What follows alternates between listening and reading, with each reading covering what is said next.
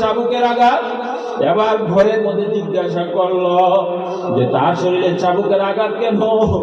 ঘরের মানুষ বলতেছে, শুনেন, হযরত উমরের নির্ধারিত কিছু আমল ছিল, যদি কোনদিন আমল কম হয়ে যাইত উমর নিজে শরীরে নিজে চাবুকটা দিয়ে বাড়ি মারত, বাড়ি মারিয়া বলতো, রে আহমদ উমর,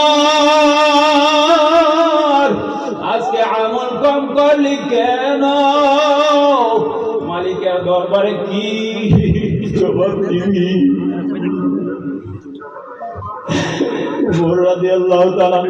এভাবে কাঁদতে পারে, নিজের বিচার নিজে করতে পারে।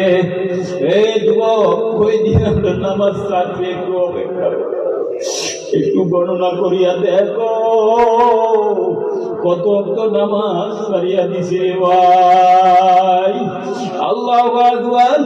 হে যুবক ভাই, একটু চিন্তা করিয়া দেখো কত বেগানা মহিলা আমরা নিজের চোখ দিয়ে তাকায়া দেখছি, কত গান আমরা তাকায়া দেখছি, এই কান দিয়া কত খারাপ জিনিস আমি শুনছি। আল্লাহ, এভাবে চলতে চলতে চলতে চলতে হঠাৎ করিয়া যদি মৌতের বিছানায় আসার করে পড়িয়া যাও, মাওলার আজরাইল এমন একটা ভয়ঙ্কর সুরত নিয়ে দাঁড়াইবে।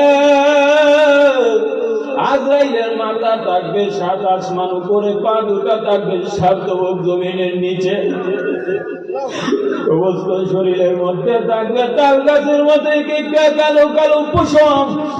এই পশমে গুড়া দিয়ে আগুনের জিহ্বাগুলি তাও ধাও ঘুরে চলতে থাকবে। আয় হায়, আজরাইলের সমস্ত শরীরের মধ্যে বিরাট বিরাট পুকুরের নেই একটা চক্ষু থাকবে বাবা।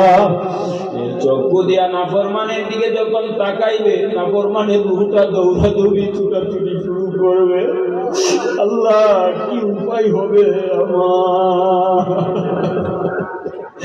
আল্লাহ, মানুষের ওয়াজ করে আমি কয়ে দিলা চলে আমল নাই। हयात वाली है कि तेरे सामने मैं किस तरह आओ, ना आओ तो दिले मुस्तर को फिर ले कर मैं